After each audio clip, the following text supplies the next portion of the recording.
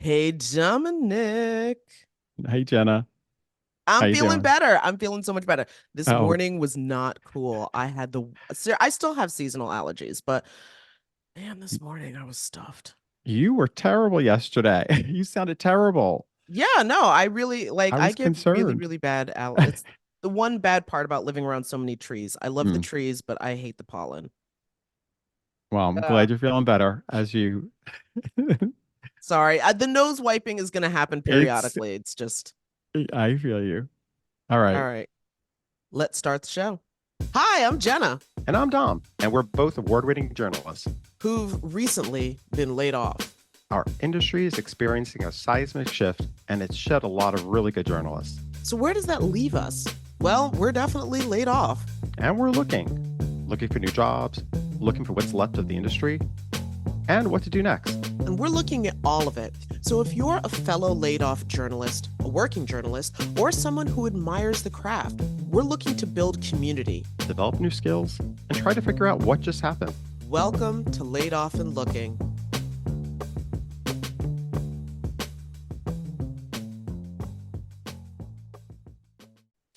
Oh, see, I can't even stop sniffling. It's not cool. Oh, it's please with like you said, it's allergies. What can you do? I mean, sort of, I don't know what I can do. I can't take any more drugs. That I know I cannot do. Uh, I feel you. Um, so we had an interesting week this week, right? We We did. We were, as Beyonce said, we were outside, literally, which was literally. exciting. Exciting. I want us to be able to do more things outside. I mean, I love talking to you in the little square, but I also Yes. love being able to talk to We, you in person. yes, we went to a media get together, Hmm. news media get together. Which we're gonna And have a piece on. It's yep, coming, so that's something really cool. that was a lot of fun. Met some cool people. And yeah, that should be a really great interview when we get that up soon. But Hmm. yeah. So do you want to get to the headlines? Yes, let's get to this week's headlines. And I mean, it's not terrible doom and gloom like it usually is, right? Well, it depends on how you want to look at it.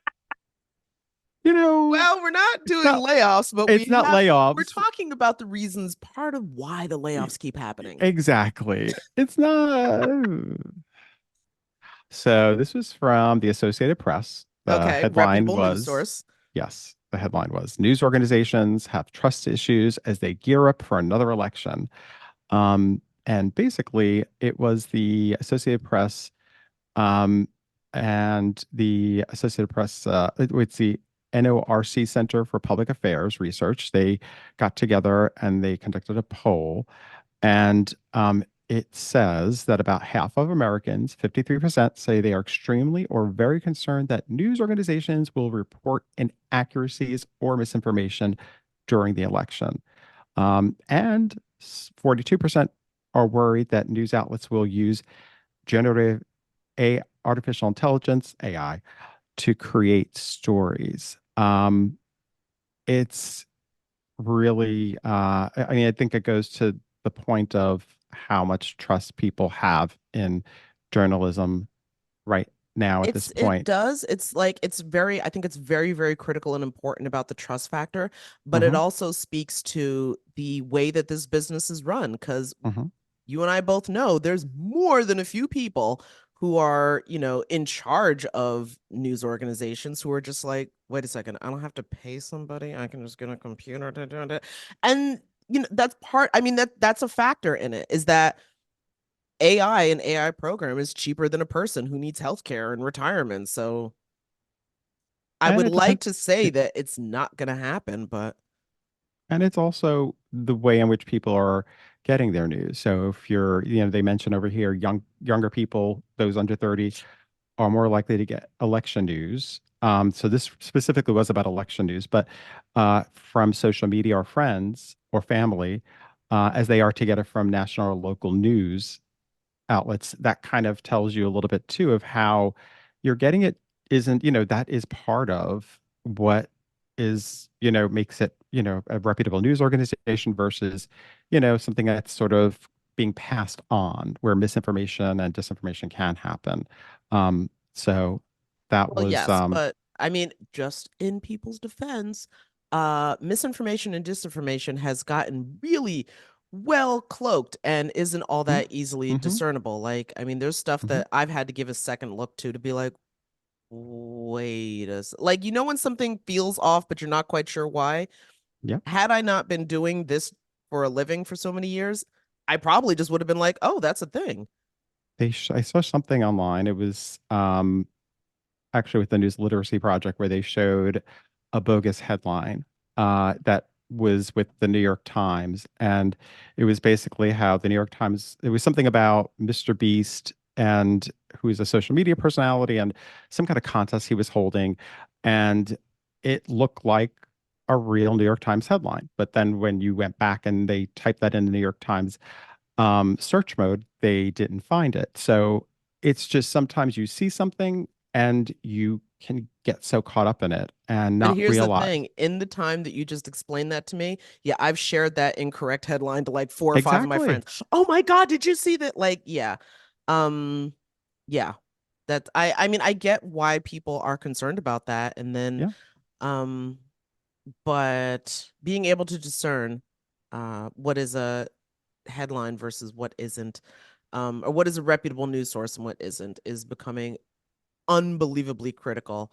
And another, you know, And I don't want to difficult. say, yeah, typical. Is that what we're calling it? Difficult. Well, I mean, Oh, difficult in difficult. this. Yeah, it's not typical. No, Difficult. difficult. Yes. Yeah. I mean, difficult in the sense of it is something that it's gotten more, you know, tough to sort of, you really do have to investigate doing reverse imaging research and all these things. It's like before, yeah, it's Well, just it's gotten a little bit weird. more It's almost complicated. like that push to be first Yeah. that some, especially news outlets that deal with breaking news and they need or want to be first on something has somehow infected the rest of the public because now everybody thinks that they're a journalist or a news influencer. And so I have to, and you don't necessarily give yourself that time to consider what it is that you're sharing or if this information is correct or who is the source of it. Where is this coming from to begin with? Um, Now this next headline really is sort of just more similar to what we just discussed there in the sense of it's from the University of Michigan, and it's basically a study that they worked on with um, Duke. And it says over here, as people have more difficulty distinguishing fact from fiction in the US, they're more likely to feel news fatigue and avoid news altogether. Um, I think that's another part of this too, is the fact that people really do get, there's a fatigue Oh, in terms completely. of that information of how you know what I mean? Like there's just a fatigue and the sense of like people just then after a while start feeling like, well, why am I going to pay attention to this? Oh my goodness, it's so stressful right now to Not only do is it this. stressful, but like it would frequently headlines can be very depressing, which is why it was so exciting to talk to like solutions journalism that it doesn't have to be. But yeah, I remember like in the past few years, a lot of people just being like, yeah, I don't read the news or I don't watch the news. I don't anymore. And if you are already suspicious of media outlets and you already feel like they're not telling you the truth, which again, whenever people say that to me, at least, my next question or my first question is always, well, where are you getting your news from? Because again, like that can have a big difference in whether or not you're just getting echo chamber confirmation bias or if you are actually getting information. And then on top of that, um, well, this has always been one of my biggest pet peeves, but so we're talking okay, so let's say we're talking about broadcast news and specifically television and in a lot of legacy media outlets like there's obviously the newscast for the evening which is just going to give you, the headlines and a brief story about what's happening in your community. But if you're watching perhaps more national news, you're probably watching more analysis stuff where people are talking about the headlines. And that, and listen, for the sake of keeping people engaged, if and you could tell me this, you did producing, you want to book people who are going to get people riled up. That's going to keep them engaged and on that channel. watching the advertisements in between segments, etc. And but if that's what you're only or that's what you've come to view the news media as, then unfortunately, yeah, I could see where people Hmm. might be like, I can't anymore. I'm checking out. Yeah. And I think, well, because that comes with, listen, if you're talking about broadcast, part of it is bringing people, bringing people to your show. You want to know how many the viewership that you have. Yeah. And that comes with sometimes putting out content that feels like it's going to grab people's attention. How am I going to grab people? And with our attention spans being ever so, you know, more difficult to maintain throughout watching something, it's like everything gets less and less. So it's just really, yeah, it's a tough thing. But one thing before we head off to our guests, I just want to make a Mhm. correction. Because I just Oh, noticed here okay. that University of Michigan study was actually just by the University of Michigan, not Duke. So I just noticed that. I wanted to correct it before I sent out my own misinformation. I was gonna say that is very responsible journalism, Dom. So just Congratulations, sir. catching it there. All right, well, let's go to our interview. So, building on the headlines we just discussed, it leads us to the discussion with our next guest, who joins us to explain what exactly is the difference between misinformation and disinformation. Are there skills we can all learn to spot a questionable news story? And with many Americans saying they distrust news, is there a way to earn back trust for true journalism? We welcome Erin Olson, Senior Manager of State Partnerships of the News Literacy Project, which is a nonpartisan nonprofit that seeks to give people of all ages and backgrounds the skills of how to identify credible news. Welcome, Erin. Thank you for having me. So, just starting up the conversation, how Mm. do we recognize what's the difference between misinformation and disinformation? Um, and I guess in terms also, how do we help earn back trust for journalists? So that's a large question, and I and know. let's just start with the first part. Yes. Misinformation. It comes down to intent. Information that's often shared without ill intent. It's shared accidentally. It might be that doctored nature photo posted on Facebook that everyone is amazed by and posts it and reposts it um, unwittingly and not understanding that that isn't an accurate depiction of whatever that scene was in nature. So, of course, that example doesn't seem to do a lot of harm at first um, because it wasn't intentionally shared. But a category of misinformation, disinformation, that is harmful, intended to be such.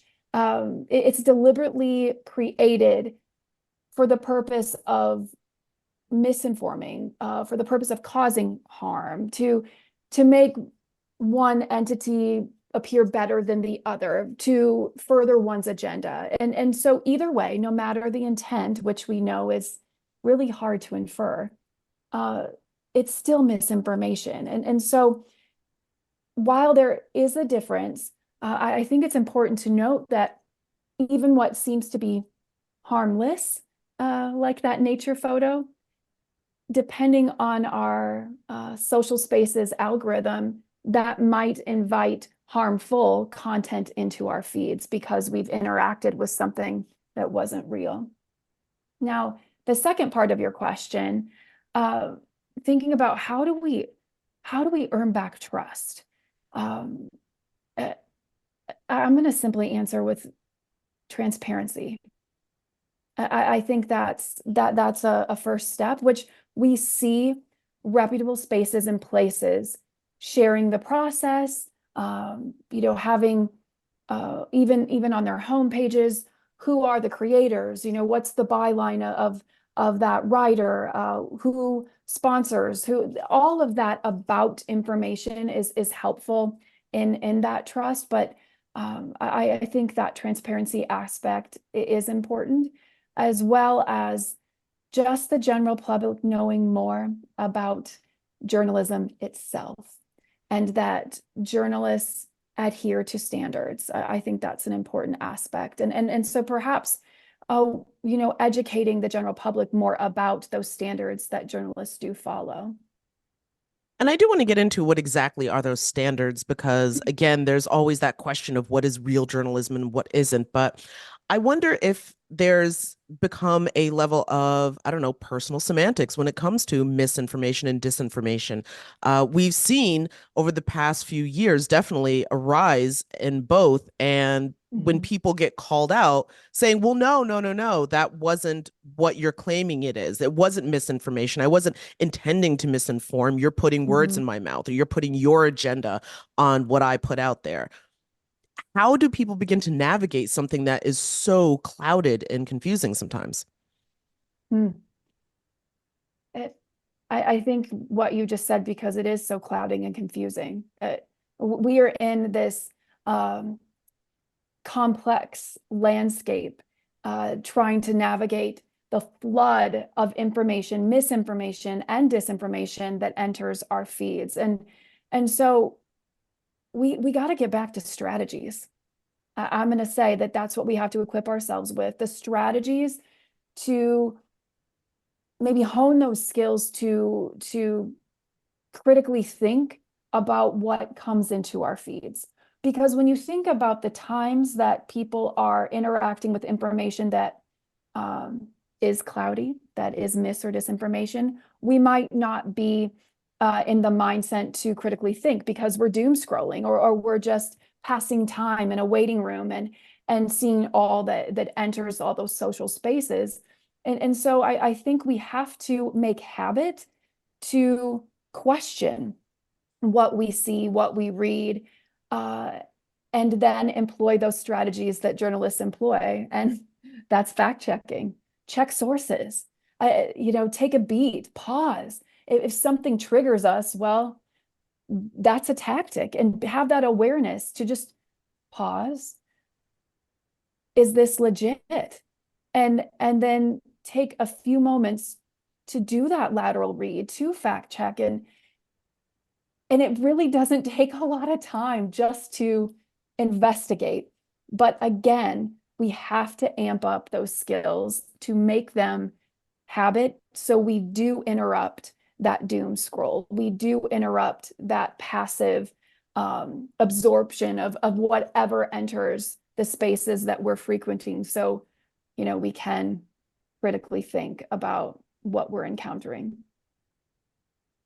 Erin, what are some of the tools that people can actually do in terms of checking on articles that they might, and I think it's always good to have a healthy curiosity of that. What are some tools that people can do from home? So one of my favorites is lateral reading. You see something that might feel triggering, or that makes you go, you pull up a tab, another tab, and you search. You pull out things and start searching. And if you don't see that information present across multiple platforms, it's probably not real. And so I think that's an easy thing to do. And of course, along those lines, same with reverse image search. There's capabilities to do that, where you can take an image that you see that might seem obnoxious, or might seem, again, I'm going to use the word triggering, that you're upset by what you just saw and you cannot believe what you just saw. Well, okay, let's check that out. Let's reverse image search. Let's use the technology that brings us the information to check the information. And I think we can get savvy about that. But same with just simple skills. When we have, if it feels off, it probably is off. And what I mean by that is when you see those red flags or patterns. So some of the ones that you'll see bad actors use often when they're spreading mis and disinformation are things like, let that sink in. And I'm sure we've all seen that accompanied by some post, right? Or make this go viral. Like, really? the media won't report this. Now, That one's my favorite. That is my yes. favorite, usually red flag that most people miss. They're like, oh my God, you're right. The media won't Yes. report it. And I'm like, no, that's not how this works. No, not at all. And so just having, that understanding, some of those in the pocket, I think is helpful. And the same with patterns. I find that, you heard me mention that doctored nature photo that just seems so amazing, that's too good to be true, and it is. So looking for those patterns and images shared. Same with, one that gets spread often are photos of protests and crowds, and that's shared out of context with someone, adding a completely different storyline to what that actual image was or what it originated as. And so that's something that we can go back to, reverse image search, to find what was the original story. And then, of course, when you see screenshots of articles with no links, again, a pattern. So I think there are those look fors that if we get used to honing those skills and having a keen eye, I think that's helpful in our awareness. That's also completely interesting, and that fits with everything that at least I as a journalist know to be true. But at the same time, more and more people have said that they're getting their information, their news from social media. And social media platforms are really just looking to keep you on the platform. They're not here to fact check anything. That they've made that painfully clear. So when social media platforms are using information, or perhaps users, I won't say the platforms, but users on those platforms, content creators, are posting information that is intended to get an emotional reaction, is that something that people should be investigating? Because when you're so emotionally charged, you see something that's so triggering, as you've said, I'm not necessarily thinking about that checklist or anything else like that. I want to react and tell you you're wrong, and here's why. Yeah, I think there is an awareness. I mean, and it's just science, right? Like when we think about how our brain works, we start shutting off our critical thinking skills when we're angered, and so we really need to have that awareness. And when you mention those social channels, I can't help but think about how we teach driving to our youth. They have to know something about the car to be able to drive the car. I mean, to maintain the car, right? Like, you don't have to know how to rebuild an engine to drive a car, but you surely need to know that an oil needs to be changed and checked, that you need fuel of some kind, that your tires need air. Like, we have this basic understanding of a vehicle to drive the vehicle. But I find that we lack basic understanding of these tools' algorithms. Like, how do they keep us engaged in that space, and how do we get content delivered to us?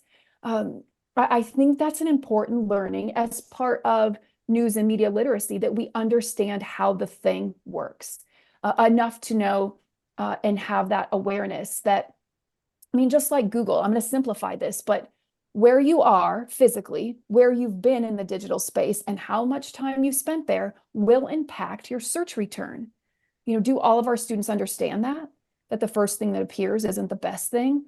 Do all of our users understand what we interact with on TikTok is going to feed us more of that same kind of thing in that space? And that can be dangerous, especially when we know about echo chambers. We need to diversify, and I think that comes right back down to understanding the spaces that we're in and how they work. So one of the other things I'm wondering is, given this landscape, I mean, there's always been different types of journalism that traditional legacy media has engaged in, hard news, analysis, and opinion. But I'm not entirely sure the public is as clear in differentiating. Oftentimes, again, this is a social media anecdote, but when I see people getting the most riled up about something that they've seen from a legacy media outlet, it's usually an opinion piece that wasn't hard news reporting, and people aren't making that differential. Yeah, I would agree. And as a former English teacher, it comes right back to understanding purpose of information. Like if we can't forget that when we look at a text, when we look at media, what is the purpose? And that's an element of this learning, is understanding purpose. And opinion journalism has a place and is important, just as a hard story is important and just as investigative journalism is important. But all of these things that I'm describing are far different than blogger and basement. So all information posted is not created necessarily equal with the same set of standards or the same objectives. And there's a space for, all kinds of text, of course, and media. And that's also been the beauty of the web, that it's given voice to everyone, but that's also the caution of the web, that it's given voice to everyone, where we, have to be mindful of what we're interacting with and what we're engaging with, because saying it doesn't always make it so. So again, critical thinking is so important. Well, it also goes to, we talk about legacy media, but there are a lot of smaller Mhm. media companies that many people go to for their news. And it can make things confusing, because oftentimes, those organizations might not have the same type of journalism ethics and information. And how does someone know if the site that they're going to, or the entity they're going to, would be considered a reputable one? Uh, I would think all of that about information. I mean, they're transparent and in that, who they are, what they do, what they're about. So I think that's something we look for. And then I think a reputable news organization is not going to, in their straight news, their hard news stories aren't trying to accomplish an agenda. They're not trying to sway one way or another. I think another way is that we lateral read and we see that information posted across, other sources as well. But I do think that transparency component is important. And I also think when we come back to those standards of journalism, I think even, all of us don't get it right 100% of the time. So if a reputable news outlet gets it wrong on accident, they have no problem calling out the mistake and apologizing and righting that wrong. And I think that we only see with reputable sources, where they're the first to admit when maybe something wasn't as it should have been.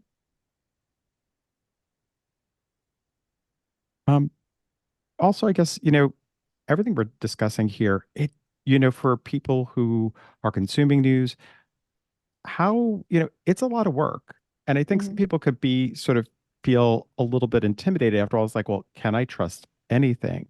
Mm. We're talking about reverse image, I guess, like, how is it that we know that we're not also overdoing the research? When are the times that we Mhm. know that we should be doing this and times that maybe we shouldn't? Well, I think, first of all, I mean, what's worse than trusting everything would be trusting nothing. Hmm. So there has to be a balance of healthy skepticism. Uh, I think about these skills, and we use skills in our everyday life, in our interactions with people, without even thinking about it. When we are navigating a new space, right? Like, does this feel right? Does this not feel right? Am I comfortable? Am I not comfortable? Some of those intuitive skills that we have developed, I think, play right into this space. And so it's easy to see where people might just shut everything off. This is too much.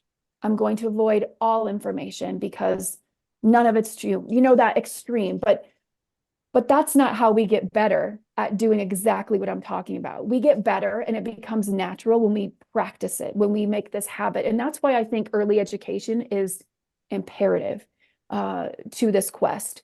Um, And so I guess the the best advice I have, pause. Takes 2 seconds. Oh, Pause. Okay, we evaluated. Move on. And we also don't have to share everything we see. We don't have to on our, social media feeds. Everything that enters our feed, we don't have to pass on. So if we don't want to take the time to fact check, how about just don't share? I mean, there's your time saver. I think there's so many things that we can do that don't require a lot of effort. Um, that I might even say we overcomplicate this. Hmm. It can just come back to take a moment, think, move on. I kind of want to circle back though a little bit. Oh my God, I'm using such cliched language, circle back, but I do want to go back to a point that you were making about bloggers, etc. Part of Mhm. why perhaps some of them were able to gain as much trust as they have is because they weren't attached to a legacy media, that they were, citizen journalists just out here on their own. And you can trust me. I don't have an agenda with Mm, advertisers or backers like they do, etc. And that can be very, very enticing, I think, mhm. especially for people perhaps who have felt marginalized and not listened to in the first Yeah. place. So, again, going back to what you were saying earlier about what is a reputable journalist source, what makes a journalist as opposed to someone who perhaps is just on Nextdoor or something, some sort of community forum telling people what they think is going on? What's the difference? Oh, that's, I mean, a great question. And we have a lesson on Checkology. It's one of our lesson platforms called Info Zones. Hmm. And it really gets at this, understanding the zones of information. What's the difference of an influencer versus a scientist versus a journalist? It it helps students consider what the thing is. And then when you understand what the thing is, thinking about the purpose of the thing, and then thinking about what we do with the thing, how we interact with it. It's and those elements, those learnings have been embedded into English language arts standards for a very long time. But I've mentioned the standards of journalism, uh, and I'm going to mention it again. I don't know Always, that. always. Yeah, I mean, I just don't know that everybody realizes that journalists have standards, just as educators, just as doctors, just as lawyers. There's a code of ethics, and within that, during the process, honoring multiple credible sources, avoiding bias, presenting facts and necessary context, documentation, reports, all of that. Stories and sources are verified. There's a balance. Presenting facts within context, a Hmm. fairness, treating sources and subjects with appropriate respect.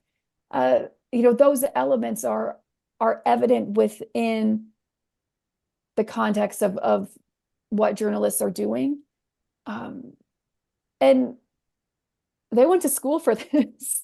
I mean, we have trained journalists, right? Like this is their work, this is their passion, and I I think it calls to question what's the intent.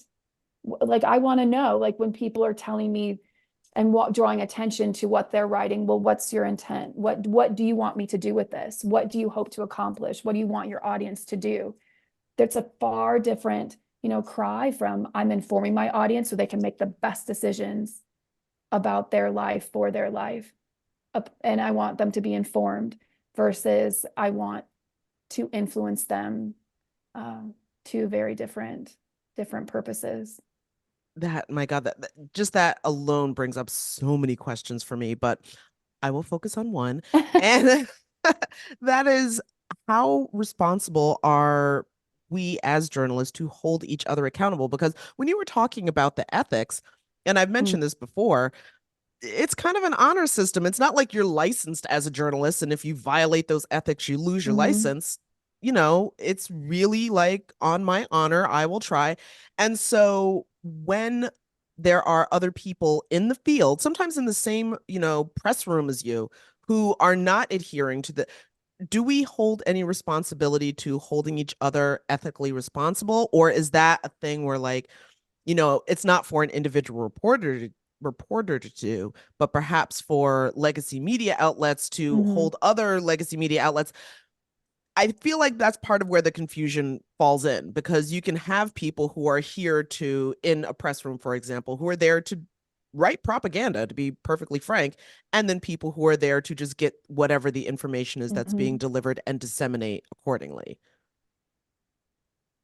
I wish I had a fantastic answer for this, but I mean, we know historically we've gotten it wrong. And I just say we, our society, Yeah. that we haven't always done this justice, that, there are communities that were harmed by lack of reporting or not honoring these standards. And I think that, we work to right those wrongs. We work to acknowledge those wrongs. And as far as an accountability, an outlet should hold the people within the outlet accountable. That's part of being a reputable news outlet. But I also think, we as consumers can hold creators accountable as well. I mean, I don't know that any of us are off the hook per se for that accountability piece, but we also can acknowledge that there are fantastic people in every profession, and then in every profession, there's mistakes happen. So I don't know that I have the answer to this question per se, but I do think that we see legacy media outlets working to ensure that these elements are honored. Okay.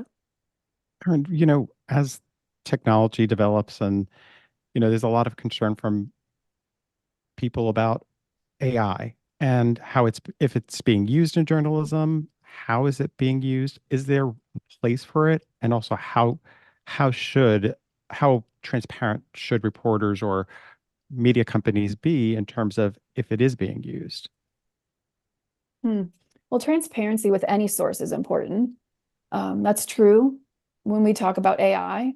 There could be accuracy and copyright issues. We know that AI, I think it's such a soft word that it's used to describe this, but it hallucinates, it creates mis and disinformation. But there are challenges with AI generated content being passed off as real. At NLP, we really think that the challenge requires a multi-pronged approach, that tech companies, government regulation can play an important role, but it really is up to us to learn to identify credible and real content, and that will become increasingly difficult as AI continues to get better at. I hardly want to say the word creation, because it isn't creating. I mean, it's just moving some things around and making predictions in language. If you know a little bit about how AI works, but it, as far as a space and place in any field, I think transparency is key. I mean, that conversation's happening in the education field, for example. How can we use the power of AI to be efficient with, finding patterns or for managing data, or, insert use. I see that. I think all professions are grappling with that, how to maximize its use while also thinking about ethical use. And I think that conversation will continue Most as definitely. as AI changes, for sure. The nonprofit group Media Literacy Now had an annual report, and it showed that 18 states so far have passed bills pushing for media literacy education in schools, California being one of the latest. What are the students being taught? Like, what are the young people being taught in terms of, detecting and debunking misinformation? Well, so the bills that have been passed differ in nature. Some require, and I believe it's just a few states that actually require news and media literacy, or news literacy as part of media literacy. And then others have that infused into other content standards. So the bills all differ in nature with what's being asked of students, but at the heart of that, educators are working hard to amp up those skills and strategies that students have when they're navigating information, when they're not only reading, consuming, but also even creating.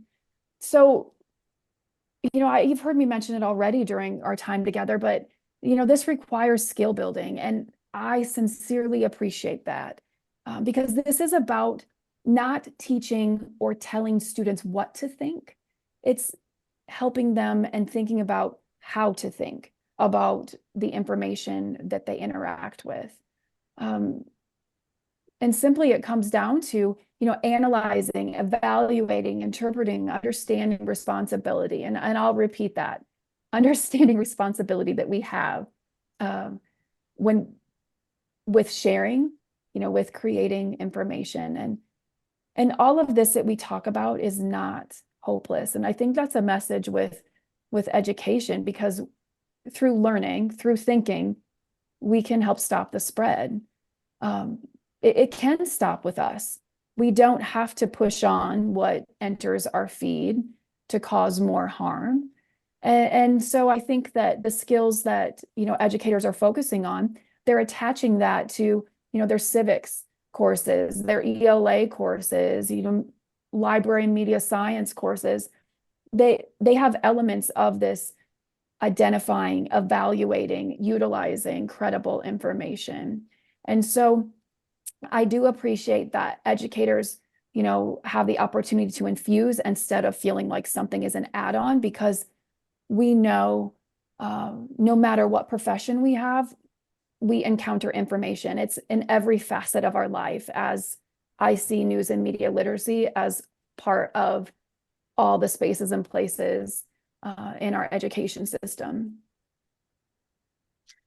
When you were saying about how, students need to better understand and to analyze what they're taking in, etc., I'm also wondering, for the business of journalism, for the business of news media, is it important for either us or somehow, should journalists be humanized? And when I say humanized, I mean a lot of times, I mean, obviously we're people, but sometimes, is it obvious? A lot of times the way people the mainstream media, and they sort of talk about it as this large amoebic sort of, thing, which it's not. We're all individuals who, 90% of us, I would say, are really just, trying our very hardest for very little money to get out there and inform the public as best we possibly can. So is that, I guess, an essential part of it, to keep people from thinking of, again, the media as this sort of like, I don't know, boogeyman, which some people seem to? Yeah, that's a really good point, because that's so abstract. That's so distant from us when we put everyone and everything in that term, like the media, and we often hear that not used in a respectful way. So I appreciate that you said humanize, because I think that's true of a lot of professions that serve people, that we need to humanize people in those professions. And I see journalists as a serving profession as well, delivering a service, a needed component to our democracy, of course, free press, right? So something that I am so proud that we have at the News Literacy Project is our Checkology platform with free lessons for educators. But in that, we have newsroom to classroom. So there's vetted journalists from across the country that donate their time to connect to classrooms, to extend the learning, to share their process, to share their expertise. And I think that's a fantastic step in that right direction for our students to be able to see themselves in this profession, and to hear from those who are in this profession doing the work, this very important work. And that comes right back to the comment that you made about we should and need to humanize the profession. So Erin, our last question is about how did you come to journalism? Like, why is it important to you? Well, it's a bit of a nostalgic answer. I grew up in a home where we had multiple newspapers in the home, and I fondly remember, my dad and mom returning from work, opening up the newspaper and discussing what they were reading with one another in my presence and in the presence of my brothers and I. And and then of course it was exciting if our names made the paper for, one school event or another. That was celebrated, and the clipping was cut and put on the fridge and or sent to, another family member.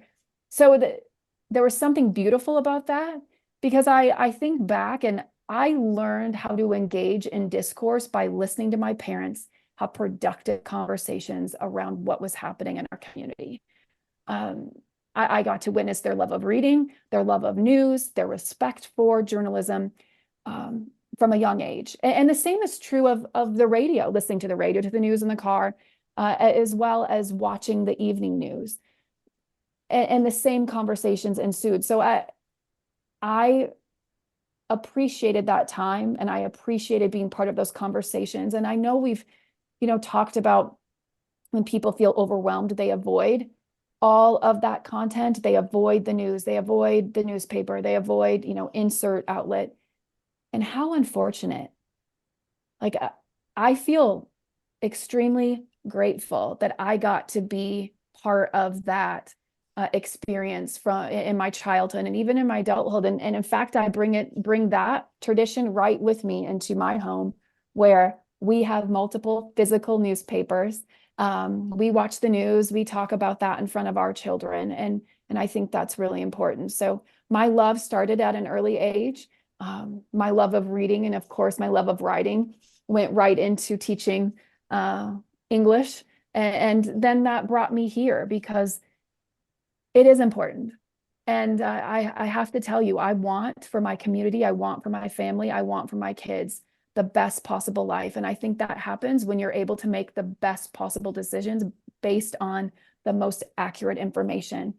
And that can only happen with news literacy.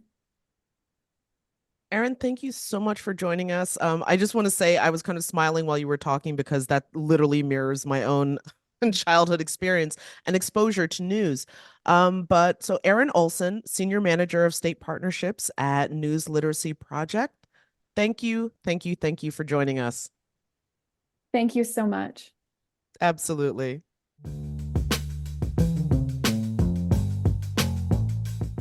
All right, it is spotlight time. Spotlight of the week. Are you Do you want excited, to Dom? start? Yeah, do you want to start? Yes. Okay, so my spotlight, and again, I know that we have spoken numerous times about branching out, but there's so much news in New York City. And so my spotlight comes from Amsterdam News. And for anyone who doesn't know, Amsterdam News is New York City's oldest Black newspaper that offers a Black view within national and international and local news. And when I say Black view, I mean it's stories told with the African American point of view taken into consideration. A lot of times that's not the case. I mean, there's been studies that have talked about how the American default is white, and that's why most white people don't necessarily understand confirmation bias because it's just always been there as the default. But anyway, so that's what Amsterdam News is, and caught my attention because they did a piece um that is about the protests that happened or that took place at Columbia University. And what I thought was so interesting was that it put the whole thing in context of the university's long history of having protests. So the piece is called Echoes of the Past, Today's Student Protests Draw from History. This piece is by Tandy Lau, I hope I'm pronouncing his name correctly. And he's a staff reporter from Report for America Corps, which is also really awesome. Anyway, so the article compares the student takeover of Hamilton Hall that happened just a few weeks ago, the spring semester, to the student takeover of the same building back in 1968. And so putting things again into a little bit of historical context at the time, and that time we're talking about is 68, there were a lot of protests happening across the country about the Vietnam War, which again, similarities, it's a war overseas and a war overseas. And not only was there that issue of the war, but there was also the assassination of Dr. Martin Luther King. Anyway, this year's not over. I'm not even going to say anything.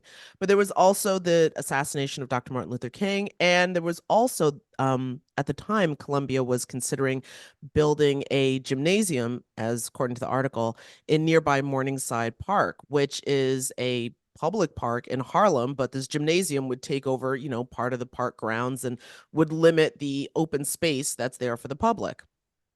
So as of circa now, at least, the students who spoke to the reporter for the Amsterdam News, a lot of whom did speak with first name only for privacy issues, because again, this is just a very heated situation, but they were talking about how they were inspired by the convictions and the actions of the students in 68 to, quote, build on the work of their elders.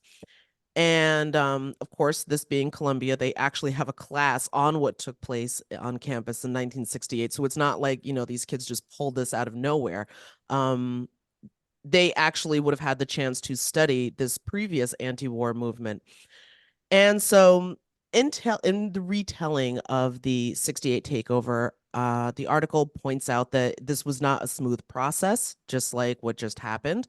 And it talks about how it also divided the campus's few, but the Black students who were on campus at Columbia University and the white students who, while they were all in Hamilton Hall at one point, the Black students wanted to barricade it, the white students didn't. So the Black students kicked the white students out.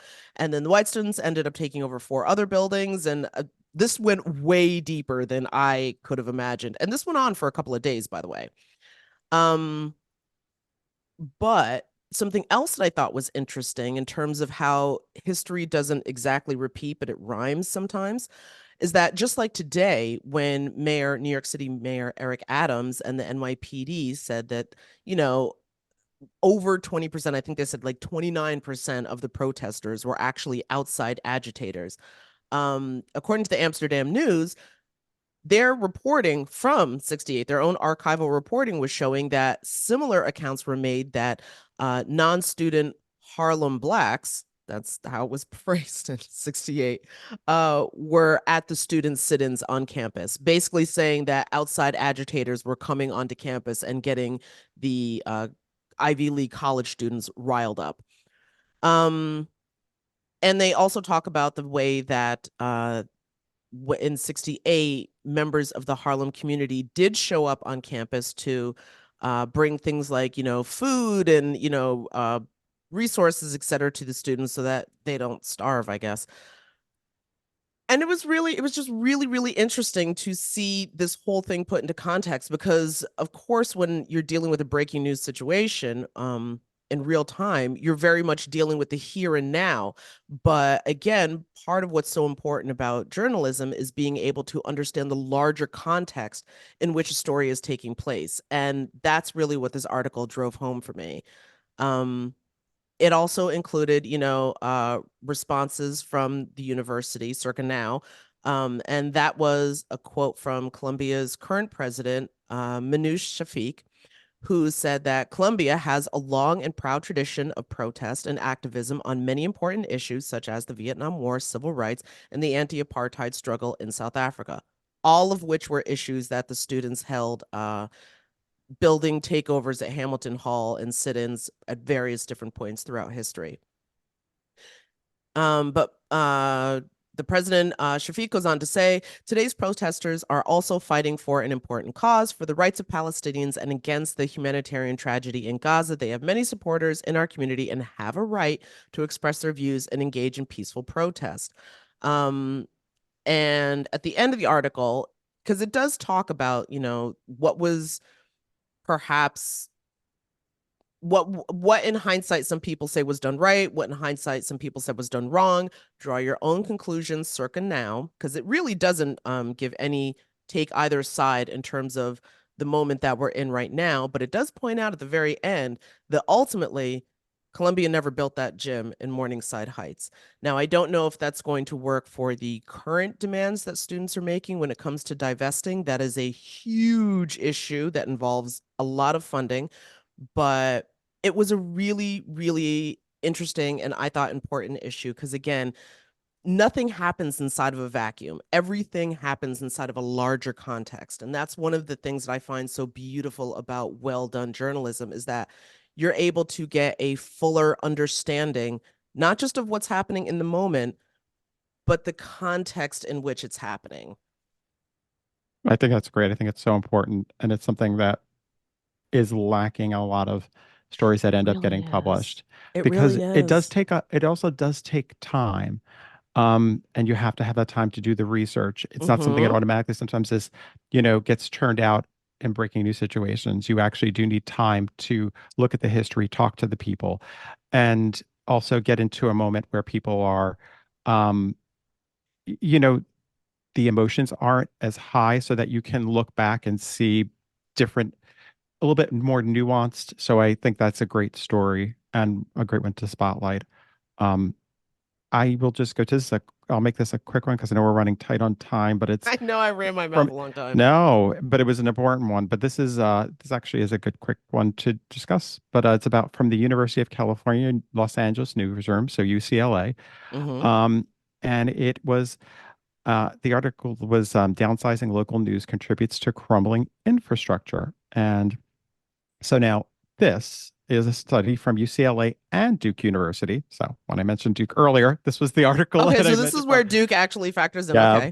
So it's a new study from UCLA and Duke, and it shows how local journalism produced detailed coverage. When it produces detailed coverage about aging infrastructure, increases voter support for additional infrastructure investment. So basically, the more people know, like the more they kind of compared it. The study surveyed 3,300 adults, each read a news style story about an upcoming election with an incumbent mayor, mayoral challenger, and a property tax increase averaging $40 annually to fund aging infrastructure. The sample stories described either a local dam or a sewer system, and the control groups were given articles from either that were they offered very little reporting or the reporting was actually done by AI. And then they had articles that were Mm. much more in depth and had added a few extra paragraphs. And basically what they noticed was the more information people had, the more they cared about the infrastructure aspect and the more willing they were to support it. So I thought that was really fascinating about how true journalism, ones that are actually, if you need the staff, because if you don't have that's another aspect they also get to in this piece is the fact that, well, in their study research was the fact that guess what? If people have the information, if you have the staff to actually cover these stories, people care about it and they Mm-hmm. will come out and vote. But if you don't, then, it says over here, voters demonstrated a willingness to hold local politicians accountable when provided with context in local reporting. So these are all super important details of why local reporting is so important and why it being staffed is important correctly and giving people the time to actually do these types of surveys and results. So something I'd love us to, yeah, hopefully follow up Well, on. listen, you can't do journalism on the cheap. Nope. Yeah. On that note, Dom, until next week. Until next week. Bye, Jenna. All right, bye. Laid Off and Looking is an independent podcast conceived of and created by Jenna Flanagan and Dominic Kemia. Music provided by Jay Cowett, research by Lori Ruthenbucker. Reach out to us anytime at laidofandlookingpod@gmail.com. New episodes drop every Friday at noon.